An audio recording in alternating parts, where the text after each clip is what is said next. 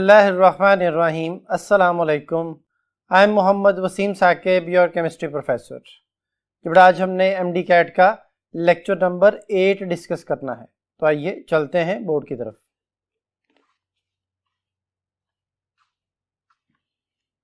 जी students, बेटा आज का जो हमारा टॉपिक है वो पीरियड से रिलेटेड है बेटा।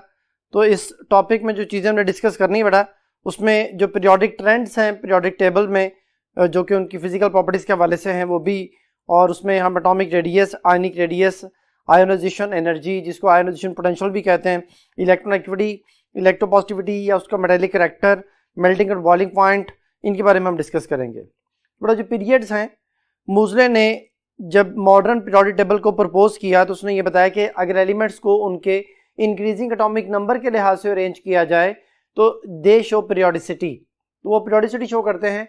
पीरियोडिसिटी का लफ्ज़ी मतलब होता है रेपिटेशन ऑफ प्रॉपर्टीज़। किसी भी चीज़ की जो ना वो जो रेपिटेशन है वो पीरियोडिक जो ना वो प्रॉपर्टी कहलाती है। तो उसने ये कहा कि जो उनकी प्रॉपर्टीज़ हैं वो इनके एटॉमिक नंबर का जो ना वो पीरियोडिक फंक्शन है, या एटॉमिक नंबर के एक ख़ास इंटरवल के बाद जो है वो प्रॉपर्टीज़ रिपीट होती हैं।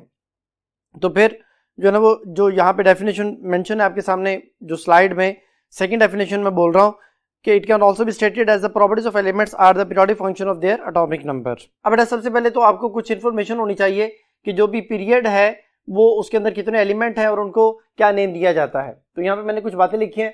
जो पहला पीरियड है बेटा उसमें 2 एलिमेंट है, हाइड्रोजन और हीलियम, शॉर्टेस्ट पीरियड कहलाता है। जो सेकंड और थर्ड पीरियड है उसमें बेटा 8 एलिमेंट आते हैं और इनको हम रिप्रेजेंटेटिव या नॉर्मल एलिमेंट कहते हैं।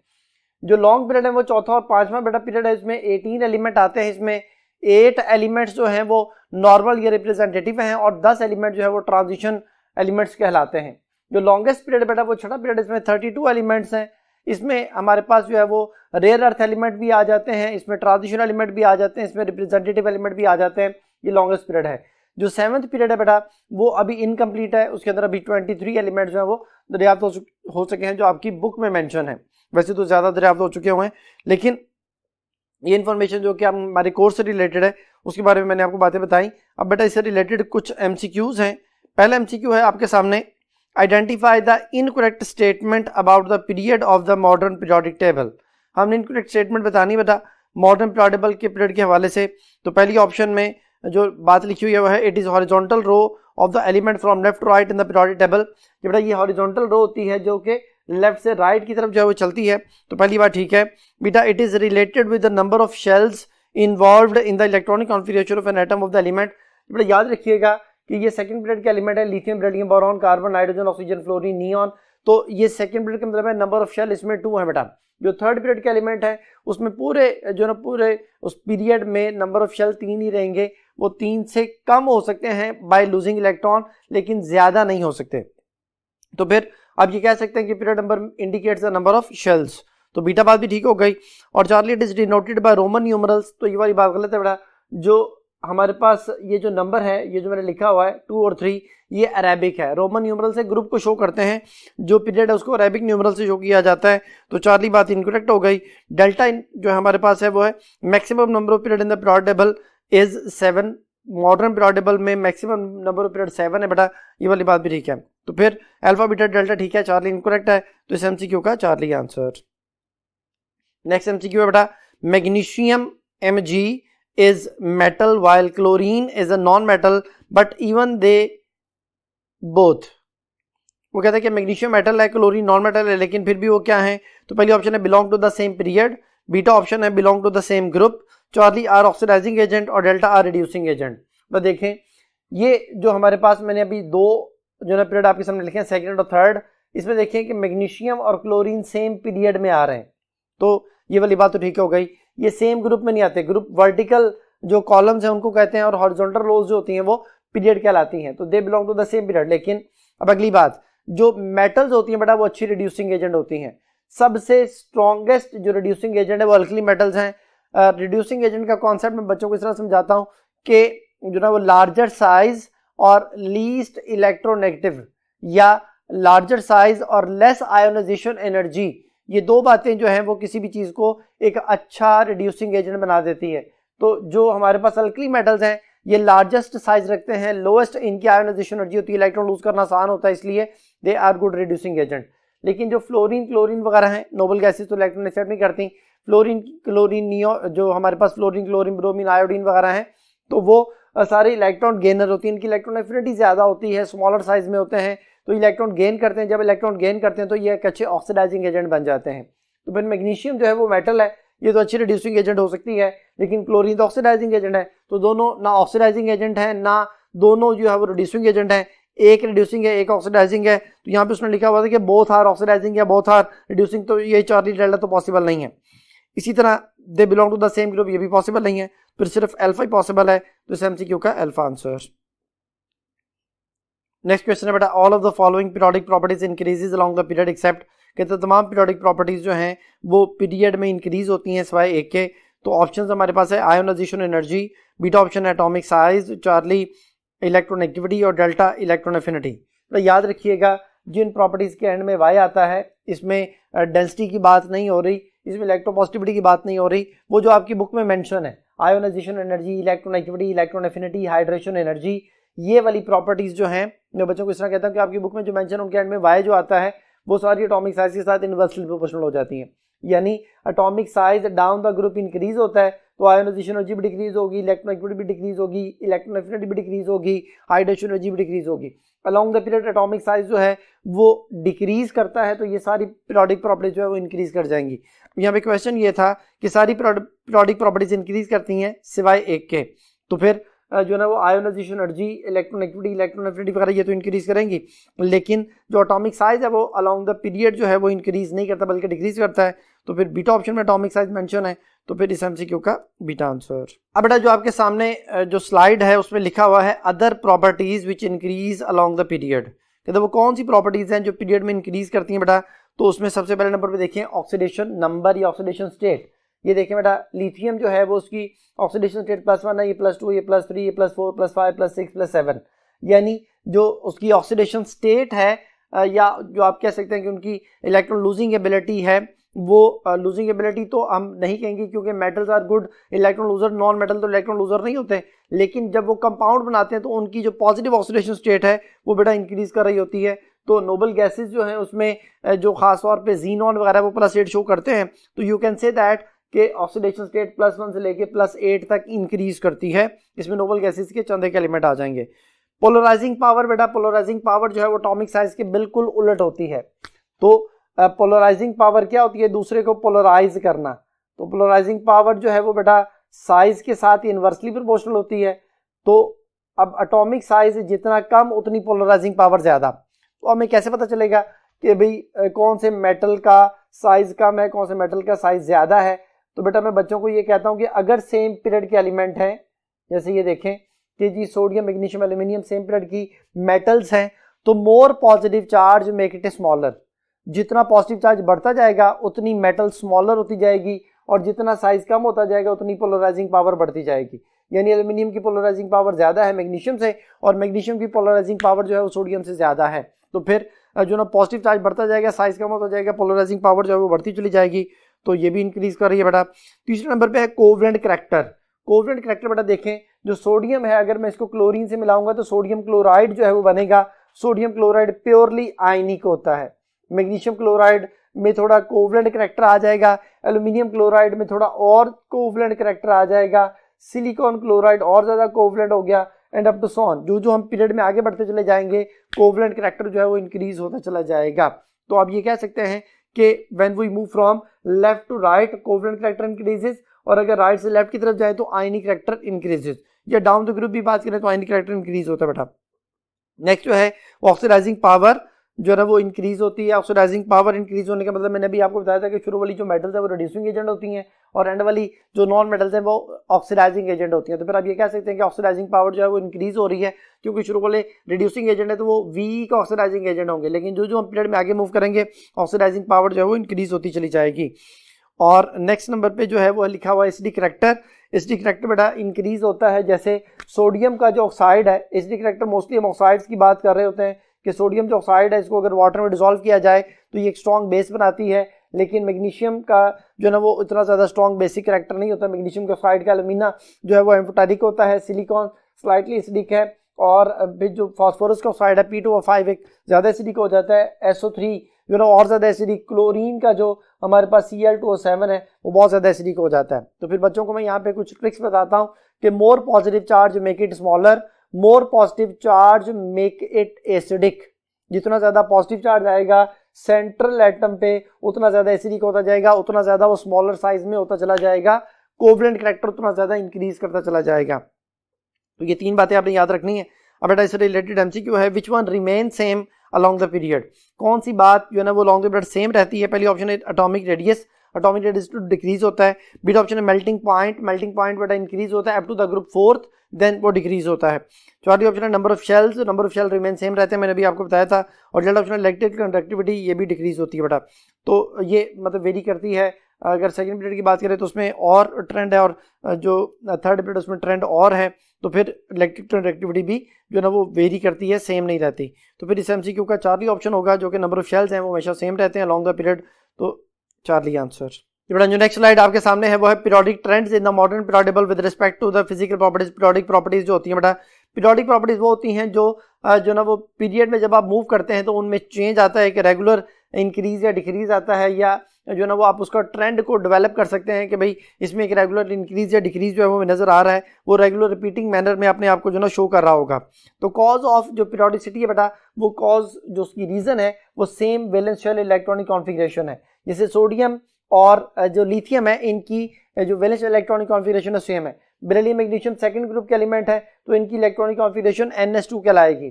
जो फ्लोरीन क्लोरीन वगैरह हैं, जो हमारे पास हैलोजन्स आते हैं फ्लोरीन क्लोरीन ब्रोमीन आयोडीन वगैरह, इन सब की इलेक्ट्रॉनिक कॉन्फिगरेशन NS2NP5 होगी। तो जिस ग्रुप की जो ना वो हमारे पास इलेक्ट्रॉनिक कॉन्फिगरेशन जब सेम आएगी तो ऑटोमेटिकली उनकी प्रॉपर्टीज भी मैच कर रही होंगी, जो कि केमिकल प्रॉपर्टीज होंगी। तो फिर ये उनकी जो ना वो कॉज ऑफ पीरियोडिसिटी बन जाएगी कि वो अपनी प्रॉपर्टीज को रिपीट करते हैं। नेक्स्ट जो स्लाइड बेटा आपके सामने है वो है पीरियोडिक प्रॉपर्टीज। पीरियोडिक प्रॉपर्टीज जो है वो अब हमने डिस्कस करनी है, जिसमें सबसे पहले नंबर पे एटॉमिक रेडियस जो है वो हमारे सामने आता है। एटॉमिक रेडियस जो है वो मैंने यहाँ पे लिखा है कि इसको RN से शो करते हैं, एटॉमिक साइज भी कहते हैं बेटा। तो इसमें जो सबसे इंपॉर्टेंट पॉइंट है वो ये है कि इसकी डेफिनेशन कौन सी करेक्ट है। डेफिनेशन एक बच्चों को समझाई जाती है कि distance between nucleus and valence shell, ये डेफिनेशन इतनी प्रिसाइज या एक्यूरेट नहीं है। दूसरी डेफिनेशन जो है वो ये है कि व्हेन टू जो ना वो होमो एटॉमिक न्यूक्लियाई, जब दो एक जैसे एटम के जो न्यूक्लियाई हैं वो एक दूसरे के इंतहाई करीब आ जाते हैं तो जो उनके दरमियान डिस्टेंस है उसका हाफ जब हम करते हैं तो वो एटॉमिक रेडियस कहलाता है। यानी half of the distance between two nuclei of homo atomic molecule when they are very closely attached और when they you can say that कि उनमें कोई बॉन्ड जो है ना वो डेवलप हुआ हो। तो फिर जो ना वो एटॉमिक रेडियस की ये डेफिनेशन बन गई बेटा। इसमें चूंकि हम इसको रेडियस इसलिए बोलते हैं कि हम कंसिडर करते हैं कि एटम जो है ना वो स्फीयर की मानिंद है। जो इसका यूनिट है वो बेटा पिकोमीटर होता है और एक पिकोमीटर 10⁻12 के इक्वल होता है। तो बेटा अब इससे रिलेटेड कुछ बातें, जो पहले सबसे पहले तो फैक्टर्स की किन फैक्टर्स पे ये डिपेंड करता है। ये बेटा नंबर ऑफ शेल्स पे डिपेंड करता है, शील्डिंग इफेक्ट पे डिपेंड करता है, न्यूक्लियर चार्ज पे डिपेंड करता है बेटा, नेचर ऑफ ऑर्बिटल जो उसके अंदर इन्वॉल्व हो रहा होगा उसकी वजह से भी कुछ ना कुछ इफेक्ट होता है, क्योंकि वो शील्डिंग इफेक्ट जो है उसकी वजह से डेवलप हो रहा होता है तो उस पर भी डिपेंड करता है। तो along the group number of shells और शील्डिंग इफेक्ट दोनों चीजें इंक्रीज होती हैं। तो इनमें इंक्रीज आने की वजह से एटॉमिक साइज में इंक्रीज आता है बेटा। इन एटॉमिक साइज इनके साथ डायरेक्टली प्रोपोर्शनल है। लेकिन अलॉन्ग द पीरियड जो है वो न्यूक्लियर चार्ज बढ़ता है, प्रोटॉन्स बढ़ते हैं। जैसे यहाँ पे 3 प्रोटॉन होते हैं, 4 हैं, 5 हैं, 6 हैं, 7, 8, 9, 10। इसी तरह ये 11 है, 12, 13, 14, 15, 16, 17, 18। तो जो नंबर ऑफ प्रोटॉन्स जब बढ़ते हैं तो न्यूक्लियस पावरफुल होता है, it attract the electron toward itself और एटॉमिक साइज जो है वो डिक्रीज कर जाता है बेटा। तो फिर न्यूक्लियर चार्ज के साथ जो है वो एटॉमिक साइज का इनवर्स रिलेशन है। जितना न्यूक्लियर चार्ज ज्यादा होगा बेटा उतना एटॉमिक साइज कम होगा। अलॉन्ग द पीरियड जो है वो एटॉमिक साइज डिक्रीज करता है due to increase in nuclear charge. तो यहाँ पे क्वेश्चन है कि atomic size of an element depends on, atomic size जो है वो किसी भी एलिमेंट का डिपेंड करता है। पहली ऑप्शन है number of inner shell only, वो उसकी इनर शेल पे डिपेंड करता है। बीटा ऑप्शन है न्यूक्लियर चार्ज ओनली, थोड़ा दोनों चीज़ों पर डिपेंड करता है कि सर डायरेक्ट लाइक ए के साथ इन्वर्स है तो बोथ ए एंड बी इसका आंसर होगा। Delta option neither nor be है जो कि पॉसिबल नहीं है, तो इसे एमसीक्यू का फिर चार्ली आंसर। नेक्स्ट एमसीक्यू है बेटा, keeping in view the size of atom which order is correct. कहता है अगर साइज ऑफ एटम को हम अपने मद्देनजर रखें, सामने रखें, तो कौन सा ऑर्डर करेक्ट है। पहली ऑप्शन है nitrogen is greater then carbon. तो देखें नाइट्रोजन जो है वो कार्बन के बाद आ रहा है, along the period atomic size decrease करता है। तो कार्बन का साइज ज्यादा है, नाइट्रोजन का कम है, तो ये अल्फा बात है इनकरेक्ट हो गई।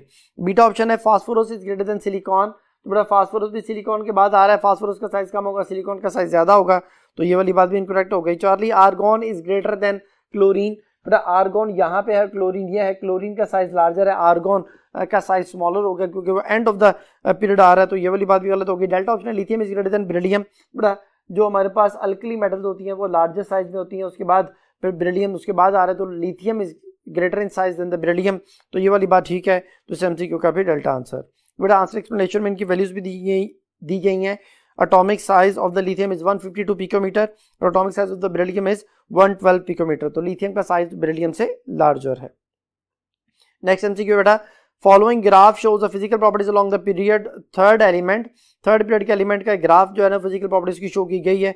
Which physical properties shown in the graph, क्योंकि बेटा ये पीरियड है तो पीरियड में एटॉमिक साइज जो है वो डिक्रीज होता है, बाकी सारी चीजें इंक्रीज होती हैं, जिसमें ionization energy, electron affinity, electron activity है, ये सारी चीजें इंक्रीज होती है। तो पहली ऑप्शन है इलेक्ट्रॉन एफिनिटी, ये तो अलोंग द पीरियड जो है वो इंक्रीज होती है, तो ग्राफ तो नीचे की तरफ आ रहा है, तो ये वाला आंसर नहीं बन सकता। बीटा ऑप्शन है non metallic reactor, non metallic reactor भी इंक्रीज होता है, तो ग्राफ नीचे की तरफ आ रहा है, ये भी पॉसिबल नहीं है। चार्ली एटॉमिक रेडियस डिक्रीज होता है, तो ये आंसर हो सकता है। डेल्टा ऑप्शन है melting point to the group fourth A तक मेल्टिंग पॉइंट जो है इंक्रीज होता है, तो ये भी पॉसिबल नहीं है, तो फिर इस एमसीक्यू का चार्ली आंसर। बेटा नेक्स्ट टॉपिक जो है वो आयनिक रेडियस है। बेटा आयनिक रेडियस का कॉन्सेप्ट जो है वो आपके सामने जो स्लाइड है उसमें कंपैरिजन है कैटायनिक और एनायनिक रेडियस का, तो इसको अभी हम डिस्कस करते हैं, लेकिन पहले मैं आपको कुछ ट्रिक्स बता दूं। बेटा अब ट्रिक्स ये हैं कि जितना ज़्यादा नेगेटिव चार्ज इंक्रीज होता जाएगा उतना लार्जर साइज जो है ना वो उसका आयन का बनता चला जाएगा, लेकिन शर्त यह है कि उनके नंबर ऑफ शेल सेम होने चाहिए। जैसे नाइट्रोजन में, ऑक्सीजन में, फ्लोरीन में, सोडियम में, मैग्नीशियम, एल्यूमिनियम में,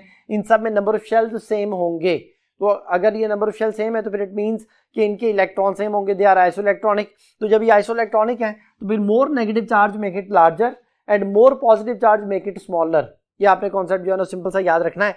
इसमें जो ना नाइट्रोजन का कॉन्सेप्ट ये है बेटा कि नाइट्रोजन में आप जानते हैं कि प्रोटॉन्स जो हैं नाइट्रोजन के केस में वो 7 है, इलेक्ट्रॉन भी 7 थे, ये है न्यूट्रल एटम, लेकिन जब नाइट्रोजन के ऊपर -3 चार्ज लिखेंगे तो इलेक्ट्रॉन जो है वो बेटा 10 हो जाएंगे। अब न्यूक्लियस 7 है और इलेक्ट्रॉन 10 है, न्यूक्लियस का होल्ड उन 10 इलेक्ट्रॉन पे उतना इफेक्टिव नहीं रहा, उसका जो आयनिक साइज है वो लार्जर हो जाएगा।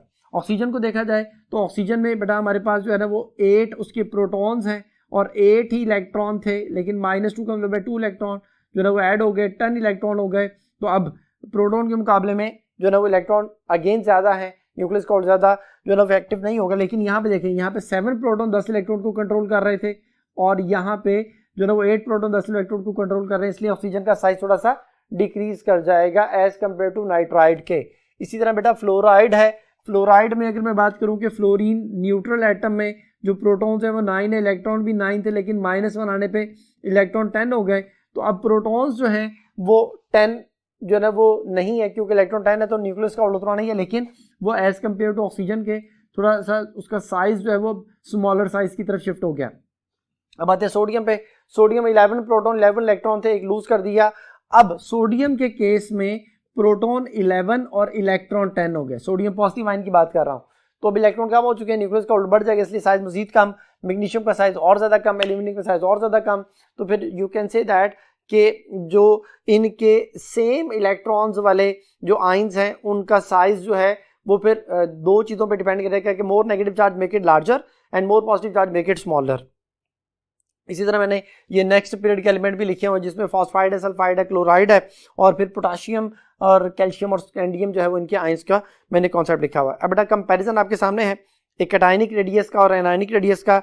तो कैटायनिक रेडियस क्या होता है, उसकी डेफिनेशन लिखी हुई है, with the loss of one or more electrons from the neutral atom it become positive ion, कि एक या एक से ज्यादा इलेक्ट्रॉन जब कोई भी एटम लूज करता है तो वो कैटाइन बनाता है, तो उसको उसके साइज को कैटायनिक रेडियस जो है वो कहते हैं। उधर एनायनिक रेडियस की डेफिनेशन है कि with the gain of one or more electrons by the neutral atom it become negative ion, कि एक या एक से ज्यादा जो इलेक्ट्रॉन जब कोई एटम गेन कर लेता है तो फिर वो जो है ना वो एनाइन कहलाता है और उसकी रेडियस को एनायनिक रेडियस कहते हैं। कैटायनिक रेडियस में लिखा बेटा second point, there is a loss of outer most shell, जब कोई भी एटम इलेक्ट्रॉन लूज करता है तो जैसे सोडियम है उसमें 1 इलेक्ट्रॉन लूज करने पे शेल खत्म हो जाता है, मैग्नीशियम में 2 इलेक्ट्रॉन लूज करने पे शेल खत्म होता है और एल्यूमिनियम में 3 इलेक्ट्रॉन लूज करने पे शेल खत्म होता है, तो loss of outer most shell जो है वो पॉसिबल है। और एनायनिक रेडियस में जो ना वो ये तो नहीं होता कि अभी एक और शेल बन जाए, लेकिन न्यूक्लियस का होल्ड जो है वो कम हो जाता है, जिसकी वजह से जो रिपल्शन है क्योंकि आने वाले इलेक्ट्रॉन और पहले वाले इलेक्ट्रॉन की आपस में रिपल्शन स्टार्ट हो जाती है, इसलिए उस रिपल्शन की वजह से भी साइज इंक्रीज होता है। There is an imbalance proton electron ratio, that is number of proton is greater than number of electrons. बेटा पॉजिटिव आयन की बात हो रही है, पॉजिटिव आयन में प्रोटॉन ज्यादा इलेक्ट्रॉन कम हो जाते हैं, तो इम्बैलेंस प्रोटॉन इलेक्ट्रॉन रेशियो हो गई। लेकिन एनायनिक रेडियस की अगर बात करें तो उसमें भी इम्बैलेंस है, लेकिन उसमें प्रोटॉन कम और इलेक्ट्रॉन ज्यादा, प्रोटॉन कम इलेक्ट्रॉन ज्यादा, प्रोटॉन कम इलेक्ट्रॉन ज्यादा, तो ये भी इम्बैलेंस है, लेकिन इसमें फिर न्यूक्लियस जो है ना वो वीक हो जाता है। चौथा पॉइंट है कैटायनिक रेडियस में nucleus hold increases on the valence electrons and दस कैटायनिक रेडियस डिक्रीजेस। क्योंकि पॉजिटिव आयन में प्रोटॉन ज्यादा होते हैं, इलेक्ट्रॉन कम होते हैं, इसलिए न्यूक्लियस का होल्ड बढ़ जाता है, इसलिए उसका साइज जो है डिक्रीज कर जाता है। लेकिन एनायनिक रेडियस में expansion in size takes place and thus anionic radius increases, क्योंकि न्यूक्लियस का जो होल्ड है वो वीक हो जाता है और इसलिए एक्सपेंशन हो जाती है, इसलिए जो ना वो साइज में हमें इंक्रीज नजर आता है। यहाँ पे एग्जांपल उसने सोडियम आयन की दी हुई है कि सोडियम न्यूट्रल एटम 157 और सोडियम पॉजिटिव 102 पिकोमीटर है। इस तरह फ्लोराइड और फ्लोरीन एटम की जो ना वैल्यू दी गई है एनायनिक रेडियस में, एग्जाम्पल है कि फ्लोराइड की 133 पिकोमीटर है और फ्लोरीन 72 पिकोमीटर है। बेटा ये बड़ा आयनिक साइज हो गया।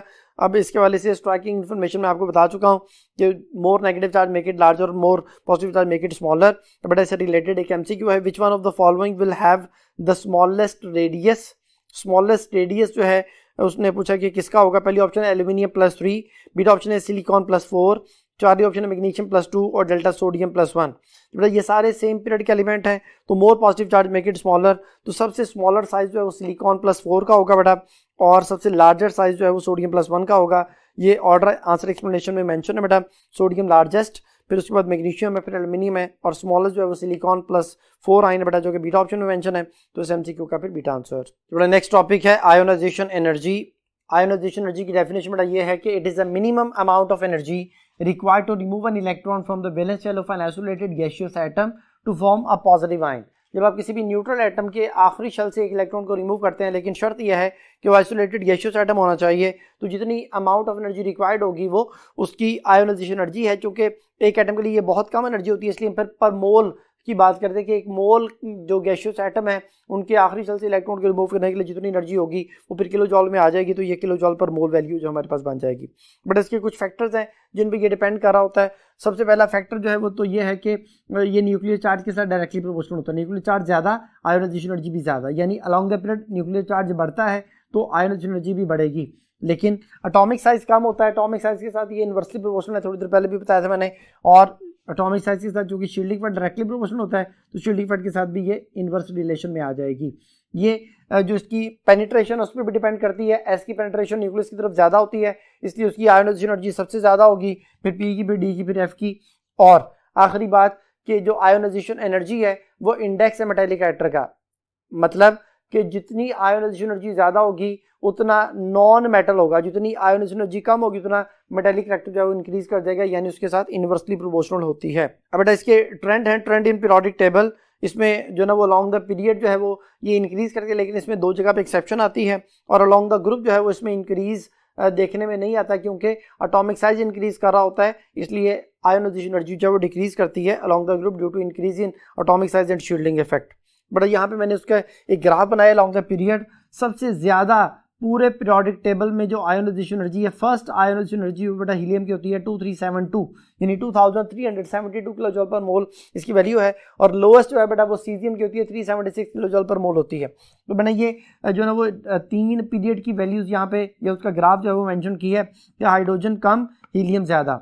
हीलियम तो पूरे पीरियोडिक टेबल में सबसे ज़्यादा, फिर लिथियम पे कम हो जाती है और बेरिलियम पे ज़्यादा हो गई, अब बोरॉन पे कम, कार्बन नाइट्रोजन पे ज़्यादा, ऑक्सीजन पे कम, फ्लोरीन और नियॉन पे ज़्यादा। यानी लिथियम से नियॉन तक हमें इंक्रीज नज़र आता है, लेकिन एक्सेप्शंस हैं। वो एक्सेप्शन जो हैं वो बेटा जो ना वो इनके फुली फिल्ड और हाफ फिल्ड सबशेल की वजह से है। अगर मैं बेरिलियम की बात करूं तो बेरिलियम में 4 1s2 2s2 ये उसकी इलेक्ट्रॉनिक कॉन्फ़िगरेशन है। Boron 5 1s2 2s2 2p1। अब बेटा एस जो है वो बेरिलियम में मौजूद है, फुली फिल्ड है। सब शेल जब फुली फिल्ड होता है स्टेबल होता है, स्टेबल इलेक्ट्रॉन जो शेल सब शेल मौजूद है यहाँ पे उसमें से इलेक्ट्रॉन को रिमूव करना मुश्किल है। मोर आयोनाइजेशन एनर्जी, यानी यहाँ पे वैल्यू ऑफ जो आयोनाइजेशन एनर्जी है वो बेटा हाई होगी, लेकिन अगर बात करते हैं बोरॉन की, तो बोरॉन का चाहे एटॉमिक नंबर ज़्यादा है, बेरिलियम की निस्बत उसका एटॉमिक नंबर ज़्यादा है, उसका साइज भी कम है, लेकिन उसमें जो ना वो पी इन्वॉल्व हो गया, पी के अंदर मैक्सिमम 6 इलेक्ट्रॉन आते हैं, लेकिन यहाँ पे 1 इलेक्ट्रॉन है, पार्शली फिल्ड है। इलेक्ट्रॉन को जो है ना वो यहाँ से रिमूव करना आसान है क्योंकि ये पार्शली फिल्ड है, इसलिए लेस आयोनाइजेशन एनर्जी होगी।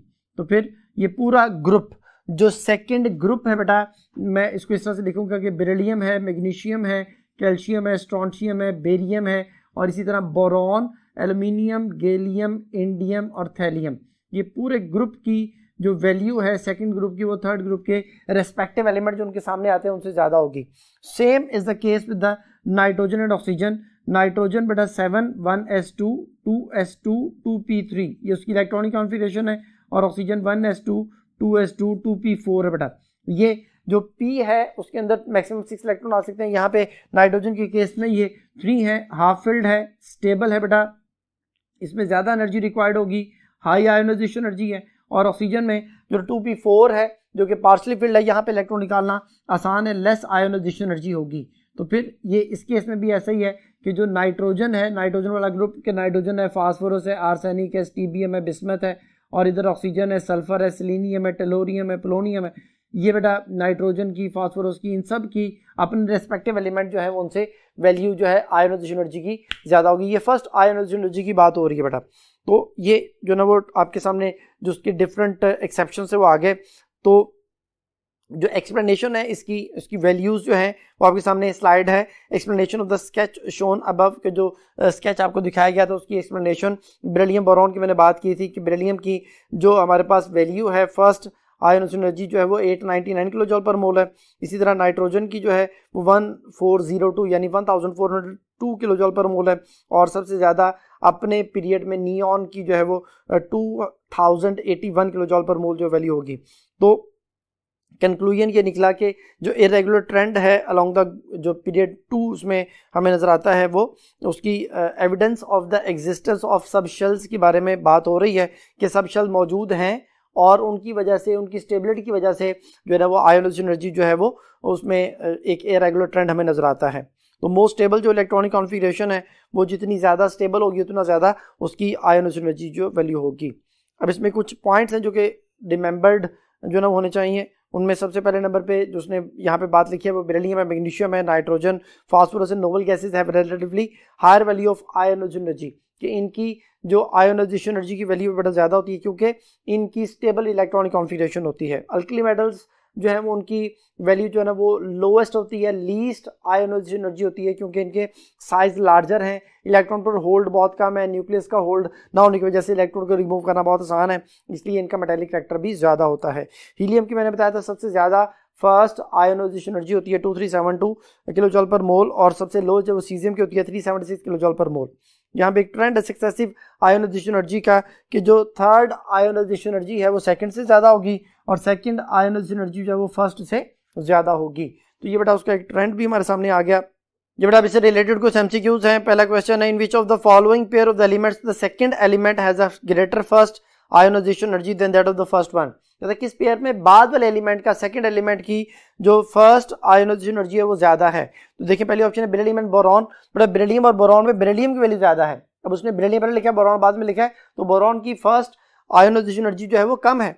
तो फिर जो ना वो इस कॉन्सेप्ट पे हमारे पास जो है वो अल्फा ऑप्शन जो है वो ठीक नहीं बनती, क्योंकि मैंने ये आपके सामने जो पीरियड लिखा हुआ सेकंड और थर्ड, इसको मैंने इन वैल्यूज को मैंने तरतीब से लिख लिया है। लिथियम के बाद तो बेरिलियम आता है, लेकिन बोरॉन आया हुआ है क्योंकि बोरॉन की वैल्यू कम है, बेरिलियम की ज़्यादा है। इसी तरह कार्बन के बाद नाइट्रोजन आता है, ऑक्सीजन लिखा है क्योंकि नाइट्रोजन की वैल्यू ऑक्सीजन से ज़्यादा है। तो फिर इस कॉन्सेप्ट पे बेरिलियम की वैल्यू बोरॉन से ज़्यादा है, लेकिन उसने यहाँ पे बोरॉन बाद में लिखा है, तो बोरॉन की फर्स्ट आयोनाइजेशन एनर्जी जो है वो ज़्यादा नहीं हो सकती। पहली बात इनकरेक्ट हो गई।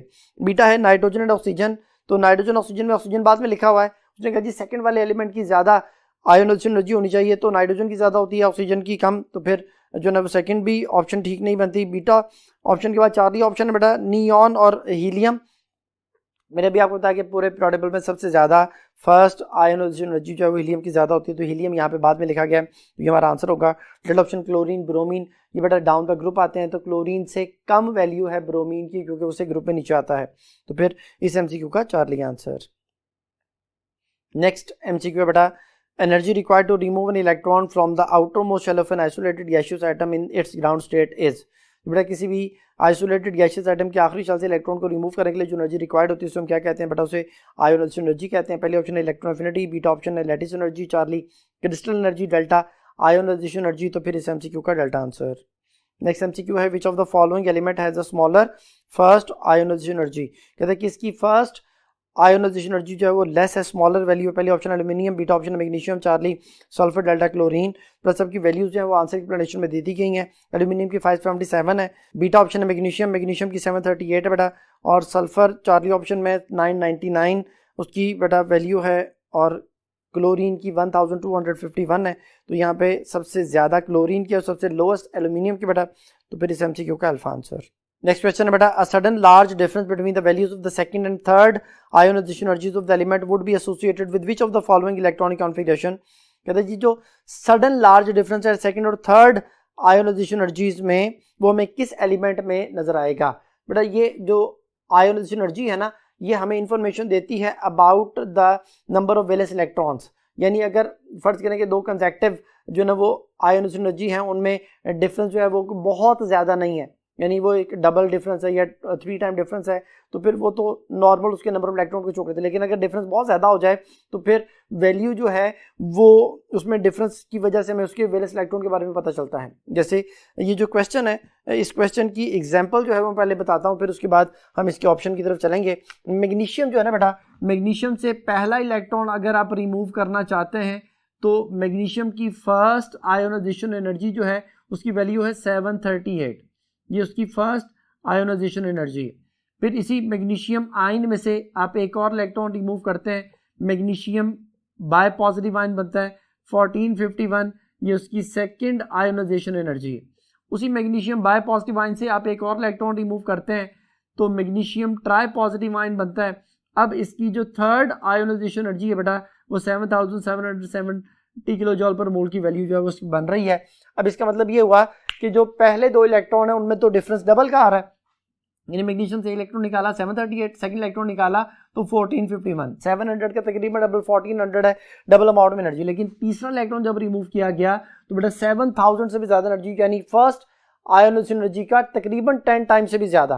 तो इसका मतलब ये हुआ कि उसका जो तीसरा इलेक्ट्रॉन है वो स्टेबल शेल से निकाला जा रहा है, यानी मैग्नीशियम के आखिरी शेल में 2 इलेक्ट्रॉन थे तो इसके सेकंड और थर्ड में एक लार्ज डिफरेंस था। तो मैग्नीशियम जो कि सेकंड ग्रुप का एलिमेंट है, तो बेटा हमने देखना यह है कि जो ऑप्शन में दी गई हैं उनमें सेकंड ग्रुप का एलिमेंट कहाँ पे है, क्योंकि उसकी सेकंड और थर्ड आयोनाइजेशन एनर्जी में ह्यूज डिफरेंस होगा। पहले ऑप्शन है 1s2 2s2 2p6, ये बेटा नोबल गैस है, नियॉन की वैल्यू है। बेटा बीटा ऑप्शन है 1s2 2s2 2p6 3s2 3p2, ये बेटा 14 इलेक्ट्रॉन है, सिलिकॉन को शो करता है। बेटा चार्ली ऑप्शन जो है वो हमारे पास 1s2 2s2 2p6 3s2, ये बेटा मैग्नीशियम को शो करता है। और डेल्टा ऑप्शन है 1s2 2s2 2p6 3s2 3p6 4s2 3d1, ये बेटा स्कैंडियम को शो करता है। तो यहाँ पे मैग्नीशियम जो है वो सेकंड ग्रुप का एलिमेंट चार्ली ऑप्शन में है, तो फिर इस एमसीक्यू का चार्ली आंसर होगा। इसकी जो वैल्यूज हैं वो मैंने आपको बता दी हैं, आंसर एक्सप्लेनेशन में भी आप इसको देख सकते हैं। बेटा जो स्लाइड है उसमें ये 738 1451 77 और 30 या 7770 की वैल्यू उसकी बनती है, जो कि थर्ड आयोनाइजेशन एनर्जी है, जो कि सेकंड और थर्ड में ह्यूज डिफरेंस को शो कर रही है। तो फिर इस एमसीक्यू का चार्ली आंसर। जब बेटा अब नेक्स्ट टॉपिक को समझने के लिए हम नेक्स्ट बोर्ड की तरफ चलते हैं। जी स्टूडेंट्स, बेटा नेक्स्ट टॉपिक है electronegativity.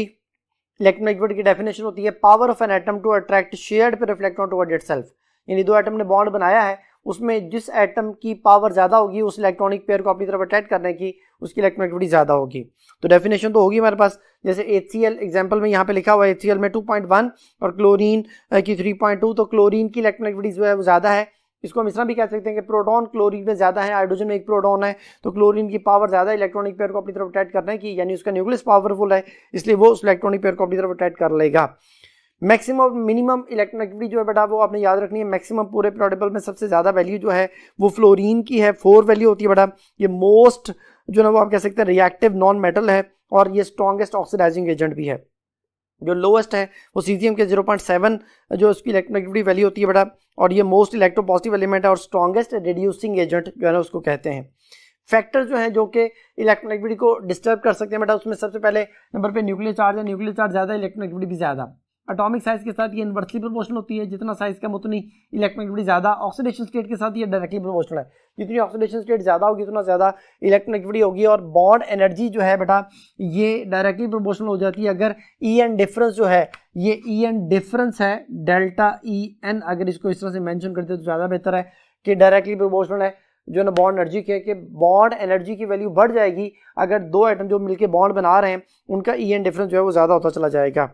Trend in periodic table down the group electronegativity जो है वो डिक्रीज होती है और लॉन्ग द पीरियड जो है वो इंक्रीज होती है बेटा।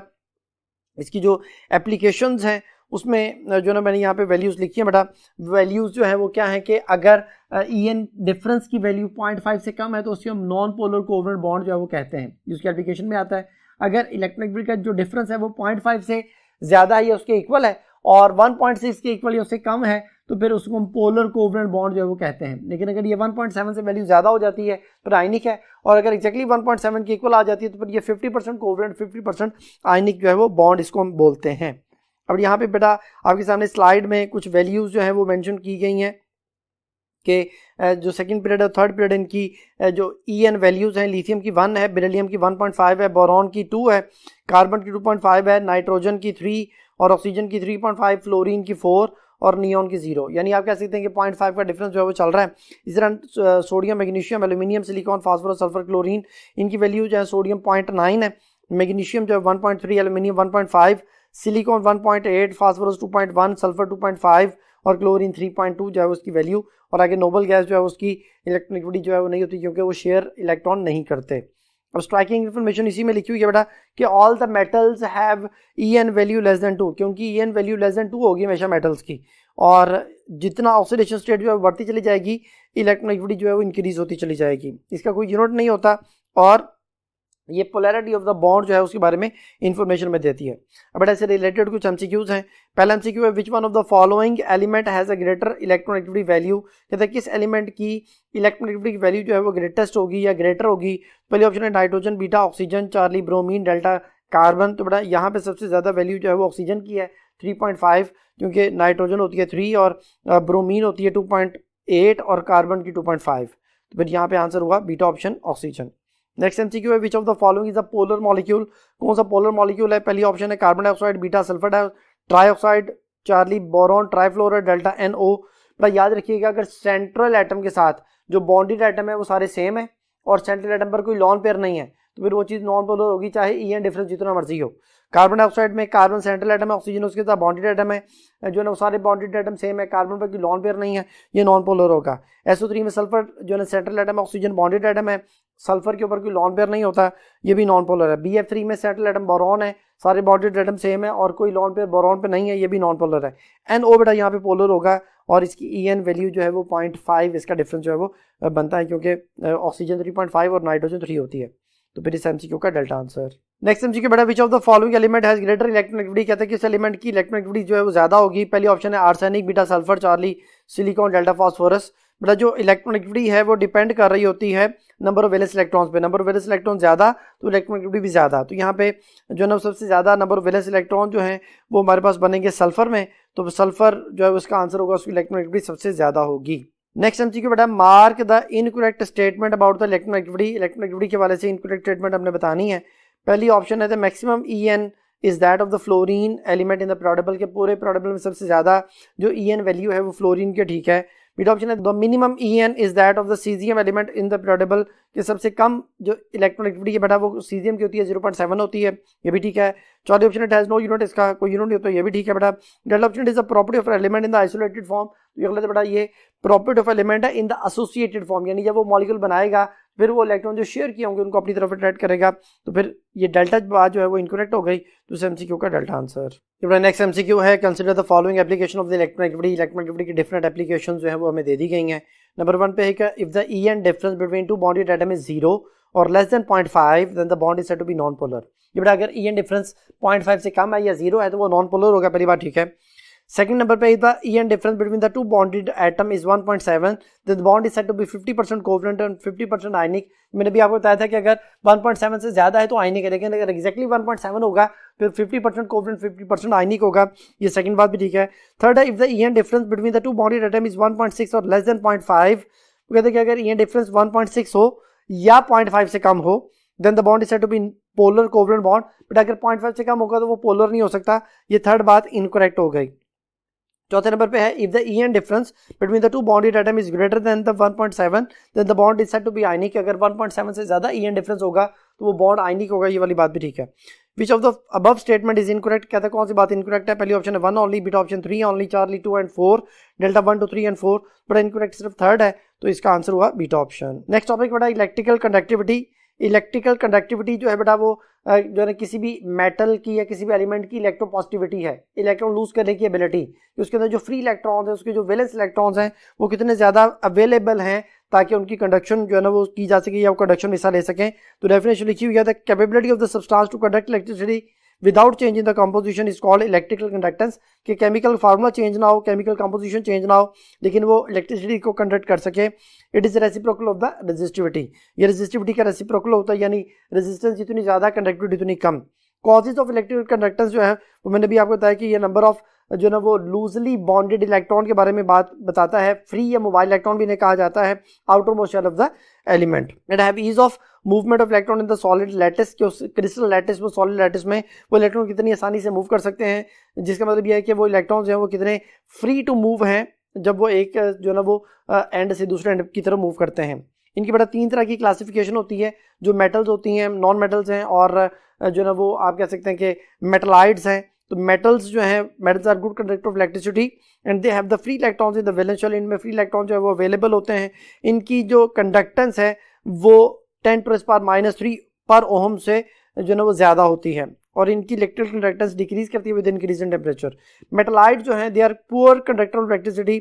इनकी कंडक्टेंस जो है वो लेस देन 10⁻³ पर ओहम होती है बेटा और ग्रेटर देन 10⁻⁵ पर ओहम होती है। इनकी इलेक्ट्रिक कंडक्टेंस इंक्रीज करती है विद इंक्रीज इन टेम्परेचर। जैसे सोलर पैनल्स होते हैं सर, उसमें सिलिकॉन वगैरह यूज़ किया जाता है। इट इज़ जो है वो affected by the presence of impurity. इसमें इम्प्योरिटी ऐड करने से, जैसे पी टाइप एन टाइप आप जो है सेमीकंडक्टर पढ़ के आते हैं, उसमें इम्प्योरिटी की ऐड करने की वजह से इनकी कंडक्टेंस जो है वो इफेक्ट होती है। जो lower element of the group 4th ए हैं, जिनमें टिन लेड है, वो गुड कंडक्टर ऑफ इलेक्ट्रिसिटी हैं। लेकिन boron, silicon, germanium, arsenic, tellurium, stibium, polonium, ये सारे मेटलाइड्स में आते हैं। नॉन मेटल जो है वो आमतौर पे नॉन कंडक्टर होते हैं, इंसुलेटर होते हैं बेटा, और इनके इलेक्ट्रॉन जो है वो बाउंड होते हैं, इलेक्ट्रॉन आसानी से लूज नहीं करते। इनकी कंडक्टेंस जो है वो आमतौर पे 10⁻⁻10 पर ओहम से भी कम होती है। ये बेटा कंपैरिजन था, स्लाइड में मैंने आपके सामने इसको एक्सप्लेन किया और स्लाइड आपके सामने है जिसमें आप देख सकते हैं। अब बेटा इनकी क्लासिफिकेशन मेटल्स की, मेटल्स में हमारे पास 1A और 2A जो हैं, ये जो ना वो आमतौर पे इनकी जो कंडक्टेंस है वो डाउन द ग्रुप इंक्रीज होती है। मेटल्स ऑफ 1B जो है ट्रांजिशन एलिमेंट, ये जो ना वो कॉइनेज मेटल्स कहलाते हैं, जिनमें कॉपर, सिल्वर, गोल्ड वगैरह आ जाते हैं और इनमें एक्स्ट्रा ऑर्डिनरी जो है वो इनकी इलेक्ट्रिकल कंडक्टेंस जो है वैल्यू होती है। इसलिए हम नॉर्मली इन्हीं को ही कंडक्टर के तौर पे घरों में, ऑफिस वगैरह में यूज़ करते हैं। नॉन मेटल्स में एलोट्रॉपिक फॉर्म ऑफ कार्बन जो है, carbon in the form of diamond जो है वो नॉन कंडक्टर है बेटा, क्योंकि उसके अंदर कोई फ्री इलेक्ट्रॉन्स नहीं होते हैं। लेकिन ग्रेफाइट में अलोंग द लेयर जो इलेक्ट्रॉन होते हैं, जिसकी वजह से वो अलोंग द लेयर कंडक्टर होता है, लेकिन परपेंडिकुलर टू द लेयर जो है वो कंडक्टर नहीं होता। बेटा से रिलेटेड कुछ एमसीक्यूज हैं। पहला एमसीक्यू है बेटा, identify the correct statement about the variation of the electrical conductivity in the periodic table. Periodic table में इलेक्ट्रिकल कंडक्टिविटी के हवाले से जो वेरिएशन है उसके बारे में करेक्ट स्टेटमेंट हमने बतानी है। पहले ऑप्शन है electrical conductivities of the elements of the group 1A and 2A increases from top to bottom in the group. के टॉप टू बॉटम जो है वो इलेक्ट्रिकल कंडक्टिविटी इंक्रीज करती है पहले दूसरे ग्रुप में, पहली बात ठीक है। फिर बीटा ऑप्शन है the element of the group 1B copper, silver, gold are called coinage metals, they have higher value of the electrical conductance. इनकी इलेक्ट्रिकल कंडक्टेंस वैल्यू सबसे ज़्यादा होती है, ये वाली बात भी ठीक है। चलिए the element of the group 6 and 7 है, that is oxygen and hydrogen family, show very low electrical conductivity. इनकी बेटा इलेक्ट्रिकल कंडक्टेंस सबसे कम होती है, तो ये वाली बात भी ठीक है। सारी बातें ठीक हो गई, गलत आंसर होगा ऑल ऑफ दीज। अब बेटा नेक्स्ट टॉपिक है melting and boiling point. Melting and boiling point जो है बेटा ये हमें इन्फॉर्मेशन देता है कि कितना स्ट्रांगली एटम्स और मॉलिक्यूल्स जो है वो आपस में किस तरह से अटैच हैं और आपस में बाउंड हुए हुए हैं। तो बेटा इसके बारे में आपने दो चीज़ें याद रखनी है कि अलोंग द पीरियड जो है वो नंबर ऑफ जो वैलेंस इलेक्ट्रॉन्स हैं, बाइंडिंग इलेक्ट्रॉन जिन्हें हम कहते हैं, वो बढ़ते हैं और ख़ासतौर पे चौथे ग्रुप तक तो ये इंक्रीज़ करते हैं और उसके बाद फिर जो है ना वो इनमें नंबर ऑफ बाइंडिंग इलेक्ट्रॉन जो है ना वो इंक्रीज़ नहीं होते। हालांकि number of valence electron increase हो रहे होते हैं, लेकिन उसकी स्ट्रक्चर जो है वो चेंज हो जाता है। मैं बच्चों को इस तरह से समझाता हूँ कि जो हमारे पास लिथियम है, बेरिलियम है, बोरॉन है, कार्बन है, ये बेटा एक जॉइंट स्ट्रक्चर की शक्ल में जो है ना वो अपने आप को डेवलप करते हैं, शीट की स्ट्रक्चर जो है ना वो शक्ल में, या एक नेटवर्क की स्ट्रक्चर में चंक बनाते हैं, जैसे कार्बन है ग्रेफाइट या डायमंड की शक्ल में। तो कार्बन दुनिया का सबसे हार्डेस्ट जो है ना सब्सटेंस कहलाता है। 3550 डिग्री सेंटीग्रेड डायमंड और 3700 डिग्री सेंटीग्रेड जो है ना वो ग्रेफाइट की शक्ल में इसका मेल्टिंग पॉइंट होता है। लेकिन उसके बाद जो नाइट्रोजन है, ऑक्सीजन है, फ्लोरीन है, या हमारे पास नोबल गैस है, ये बेटा सिंपल मॉलिक्यूलर स्ट्रक्चर की शक्ल में जो है ना वो एग्जिस्ट करते हैं। मॉलिक्यूल्स अलग अलग दुनिया में एग्जिस्ट करते हैं, इसलिए जो है ना वो ये गैशियस फॉर्म में जो है ना वो एग्जिस्ट करते हैं। तो इनकी एग्जिस्टेंस जो है वो मोस्टली गैशियस फॉर्म में है। कोई नेटवर्क नहीं बनता, कोई शीट नहीं बनती, कोई जो है ना वो चंक क्रिएट नहीं होता। तो फिर जो है ना वो आप ये कह सकते हैं कि पहले 4 ग्रुप तक, ये 1 2 3 4 फोर्थ ग्रुप तक मेल्टिंग पॉइंट डिग्री इंक्रीज करता है due to increase in binding electron या increase in structure and geometry. और बाद में जो है ना वो उसके स्ट्रक्चर ज्योमेट्री में चेंज आने की वजह से, उनकी मॉलिक्यूल की स्ट्रक्चर शेप में चेंज आने की वजह से जो है ना वो डिक्रीज कर जाता है, शार्पली डिक्रीज कर जाता है। तो ऐसे रिलेटेड एमसीक्यू है, mark the correct statement about the melting point and boiling point of the element period 2 में मेल्टिंग और बॉइलिंग पॉइंट के वाले से करेक्ट स्टेटमेंट बतानी है। पहली ऑप्शन है gradual increase, beta gradual decrease, Charlie first increase then decrease, delta first decrease then increase. तो बेटा ये फर्स्ट इंक्रीज होता है देन डिक्रीज होता है, तो ये चार्ली ऑप्शन में मेंशन है जो मैंने भी आपको बता दिया कॉन्सेप्ट। तो फिर इस एमसीक्यू का चार्ली आंसर। अब बेटा समरी जो मैंने भी आपको बताई, उसकी समरी जो है वो उसकी स्लाइड आपके सामने है कि अप टू द फोर्थ है group number of binding electron increase होते हैं। कार्बन जो है जिसका मेल्टिंग पॉइंट डायमंड की शक्ल में 3550 और ग्रेफाइट में 3700 डिग्री सेंटीग्रेड है। फिफ्थ, सिक्स और सेवंथ ए के जो एलिमेंट्स हैं बेटा वो गैशियस फॉर्म में एग्जिस्ट करते हैं, नाइट्रोजन, ऑक्सीजन, फ्लोरीन वगैरह इनमें आ जाते हैं। इनमें क्योंकि वीक इंटरमोलेक्युलर फोर्सेज होती हैं, लैंडेड डिस्पर्शन फोर्सेज मोस्टली इनमें एग्जिस्ट करती हैं, इसलिए इनके low melting and boiling point होते हैं। अब एमसीक्यू बेटा, melting point of the group second A element are higher than those of the group 1 A because second A वालों के मेल्टिंग पॉइंट ज्यादा होते हैं 1 ए से, क्योंकि पहली ऑप्शन है atom of the second element have smaller size, उनका साइज स्मॉल होता है, बिल्कुल ठीक है। बीटा ऑप्शन है second elements are more reactive, बेटा रिएक्टिविटी का ताल्लुक यहाँ पे मेल्टिंग बॉइलिंग पॉइंट से नहीं है, तो सेकंड बात तो ठीक नहीं है। Charlie, atoms of the second A provide 2 binding electron, बेटा उनके 2 बाइंडिंग इलेक्ट्रॉन जो है वो प्रोवाइड होते हैं, तो ये वाली बात ज्यादा बेहतर है। बच्चा कहता है सर पहली ऑप्शन या चार्ली में कौन ज्यादा बेहतर है? बेटा देखें, अगर मैं बात करूं कि कार्बन से नाइट्रोजन का साइज, तो नाइट्रोजन का साइज स्मॉलर था, लेकिन नाइट्रोजन का मेल्टिंग पॉइंट जो है वो बहुत ज्यादा कम है, तो फिर यहाँ पे साइज का फैक्टर जो है वो इन्वॉल्व तो हो रहा है, लेकिन बाइंडिंग इलेक्ट्रॉन जो है वो सबसे ज्यादा इंपॉर्टेंट फैक्टर है, जिसकी वजह से किसी भी चीज के मेल्टिंग एंड बॉइलिंग पॉइंट को हम डिसाइड करते हैं। तो बाइंडिंग इलेक्ट्रॉन यहाँ पे जो सेकंड ग्रुप का है वो 2 है, 2 इलेक्ट्रॉन अवेलेबल है बाइंडिंग के लिए, ग्रुप 1 के 1 इलेक्ट्रॉन बाइंडिंग के लिए अवेलेबल है, इसलिए सेकंड वालों का मेल्टिंग बॉइलिंग पॉइंट ज्यादा होगा। तो चार्ली बात ज्यादा बेहतर है। डेल्टा ऑप्शन है 1 एलिमेंट है स्मॉलर एटॉमिक रेडियस, पहले ग्रुप वालों का रेडियस सबसे लार्जेस्ट होता है बेटा, स्मॉलर नहीं होता, तो डेल्टा भी गलत है, तो फिर इस एमसीक्यू का चार्ली आंसर। अब नेक्स्ट एमसीक्यू जो आपके सामने उसमें ग्राफ दिया गया है, the following sketch shows the melting point of the 8 element with consecutive atomic number which element is silicon. कहते जी आपके सामने जो ग्राफ शो किया गया है उसमें वो उनके कंसेक्टिव एटॉमिक नंबर के लिहाज इनको अरेंज किया गया है, तो कौन सा एलिमेंट जो है वो सिलिकॉन है? तो चौथे ग्रुप में सिलिकॉन आता है, इसका जो मेल्टिंग बॉइलिंग पॉइंट सबसे ज्यादा होगा, तो जो सी पोजीशन है वहां पे सिलिकॉन मौजूद होगा, क्योंकि वो सबसे टॉप ऑफ द जो है ना वो पॉइंट पोजीशन पे मौजूद है। तो फिर इस एमसीक्यू का सी जो है वो चार्ली ऑप्शन में, तो इस एमसीक्यू का चार्ली आंसर। नेक्स्ट एमसीक्यू बेटा, विच of the following element has lowest melting point in the second group? Second group में लोएस्ट मेल्टिंग पॉइंट किसका होगा? पहली ऑप्शन है calcium, beta strontium, Charlie barium, delta magnesium. बेटा मैग्नीशियम की packing actually different होती है, हेक्सागोनल क्लोज पैकिंग है, और लार्ज एम्प्टी स्पेसिस की वजह से उसका मेल्टिंग बॉइलिंग पॉइंट सबसे कम हो जाता है, 650 डिग्री सेंटीग्रेड होता है। कैल्शियम, स्ट्रोंशियम, बेरियम, कैल्शियम का बढ़ता है तकरीबन 839, और फिर जो है ना वो स्ट्रोंशियम पे, बेरियम पे और जो है ना वो डिक्रीज कर जाता है। तो कैल्शियम और स्ट्रोंशियम में जो है ना वो फेस सेंटर्ड क्यूबिक स्ट्रक्चर होता है, बेरियम में बॉडी सेंटर्ड क्यूबिक स्ट्रक्चर होता है, और कैल्शियम में कंपैरेटिवली टाइट पैकिंग है, इसलिए स्ट्रोंशियम में भी टाइट पैकिंग है, लेकिन पार्टिकल साइज लार्जर हो जाता है, जिसकी वजह से मेल्टिंग पॉइंट में डिक्रीज हमें नजर आता है। बेरियम में भी ऐसे ही प्रॉब्लम होती है। तो ये जो ना वो हमारे पास वैल्यूज थी जिनके हवाले से जो ना वो मैग्नीशियम जो है वो सबसे कम उसकी लूज पैकिंग की वजह से, और पार्टिकल जो उसकी पैकिंग की नेचर हेक्सागोनल, उसकी वजह से भी इसका मेल्टिंग पॉइंट कम हो जाता है। तो एमसीक्यू का भी डेल्टा आंसर। अब बेटा उसकी जो आंसर एक्सप्लेनेशन में इसके हवाले से समरी दी गई है, जिसमें जो उनके मेल्टिंग पॉइंट मेंशन किए गए हैं, कैल्शियम जो ना सबसे ज़्यादा होगा, फिर स्ट्रोंशियम पे, बेरियम सबसे एंड पे, मैग्नीशियम आ जाएगा। इनकी ज्योमेट्री भी मेंशन कर दी गई है और उनके कोऑर्डिनेशन नंबर भी साथ ही मेंशन कर दिए गए हैं। वो आप देख सकते हैं कि कैल्शियम का कोऑर्डिनेशन नंबर 12 है, स्ट्रोंशियम का 12 है, बेरियम का 8 है, मैग्नीशियम का 12 है, और साथ उनकी बॉडी टाइप है कि फेस सेंटर्ड क्यूबिक है, फेस सेंटर्ड क्यूबिक है, बॉडी सेंटर्ड क्यूबिक है, और हेक्सागोनल क्यूबिक जो है वो हमारे पास मौजूद है। ये था बेटा आज का टॉपिक। उम्मीद है कि आपको ये बातें समझ आ गई होंगी। नेक्स्ट टॉपिक तक के लिए